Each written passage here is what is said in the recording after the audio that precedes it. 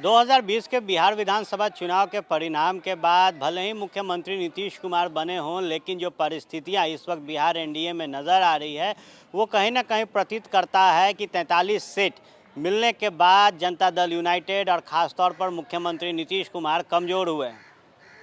84 दिनों के बाद बिहार में मंत्रिमंडल का विस्तार हुआ और विस्तार के दिन ही जो बगावती सूर थे वो भारतीय जनता पार्टी में देखने को मिले। भारतीय जनता पार्टी खेमे से विधायक ज्ञानेंद्र कुमार सिंह उर्फ ज्ञानू ने साफ तौर पे कह दिया कि अनुभवहीन लोगों को मंत्री बनाया गया है। इसके साथ ही उन्होंने जो बड़ा आरोप लगाया कि जिस तरीके से कम तजुर्बे वाले को मंत्रिमंडल में शामिल किया गया है, उसके बाद कहीं ना कहीं जो हालात हैं इस वक्त बिहार के, वो आने वाले समय में मध्य प्रदेश और छत्तीसगढ़ जैसे हो जाएंगे। जिसके बाद खूब सारे जो सियासी तंज थे वो विपक्ष द्वारा कसे गए। इसी बीच भारतीय जनता पार्टी के प्रदेश अध्यक्ष संजय जायसवाल ने कहा कि कभी कभी वक्त ऐसा आता है जहां हर किसी को मंत्री बनाना संभव नहीं होता। इसके साथ ही ज्ञानेंद्र सिंह ज्ञानू पर संजय जायसवाल ने कहा था कि कुछ लोगों का महत्वाकांक्षा होता है और पार्टी अब एक लाइन पर काम करती है और उस लाइन के तहत किन्हीं का जो महत्वाकांक्षा है वो पूरी नहीं हो सकती। वहीं दूसरी तरफ अगर बात की जाए तो अब ये बगावती सुर कहीं ना कहीं जनता दल यूनाइटेड में भी उठने लगे हैं। भागलपुर के गोपालपुर विधायक गोपाल मंडल ने एक बड़ा सवाल मुख्यमंत्री नीतीश कुमार से पूछ दिया है।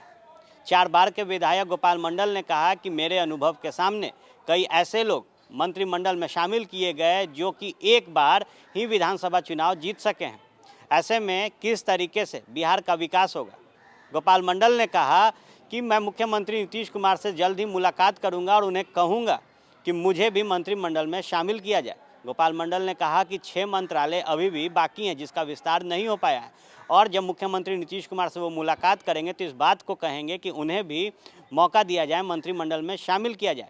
इसके साथ ही गोपाल मंडल ने कहा है कि अगर मंत्रिमंडल में जगह नहीं भी दी जाती है तो किसान प्रकोष्ठ का प्रदेश अध्यक्ष उन्हें बनाया जाए ताकि जो काम वो करे वो बिहार के लोगों तक पहुँचे। इसके साथ ही गोपाल मंडल ने कहा कि 4 बार जीतकर उन्होंने जिस तरीके से बिहार में खूंटा गाड़ा है वो बताता है कि बिहार में कितने बड़े वो नेता हैं।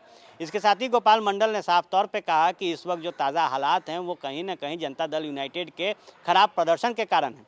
हालांकि उन्होंने इस बात को मानने से मना कर दिया कि 43 सीटों पर सिमटने के बाद जनता दल यूनाइटेड कमज़ोर हुई है। लेकिन जिस तरीके से मंत्रिमंडल विस्तार हुआ, 84 दिन का वक्त मंत्रालय के विस्तार में लगा, उसके बाद भले ही मंत्रिमंडल विस्तार हुआ हो लेकिन जिस तरीके से युवाओं को मौका दिया गया है और कई वरिष्ठ और सीनियर लीडर्स को साइड किया गया है दोनों ही घटक दल द्वारा, उसके बाद लगातार बगावत के जो सुर हैं वो उठ रहे हैं। अब देखने वाली बात होगी कि जहां ज्ञानेंद्र कुमार सिंह ने भारतीय जनता पार्टी की तरफ से विद्रोह का जो धागा है वो खोल दिया है, वहीं दूसरी तरफ जनता दल यूनाइटेड के विधायक गोपाल मंडल के उठते सुर बता रहे हैं कि एनडीए में कुछ भी ठीक नहीं है मंत्रिमंडल विस्तार के बाद।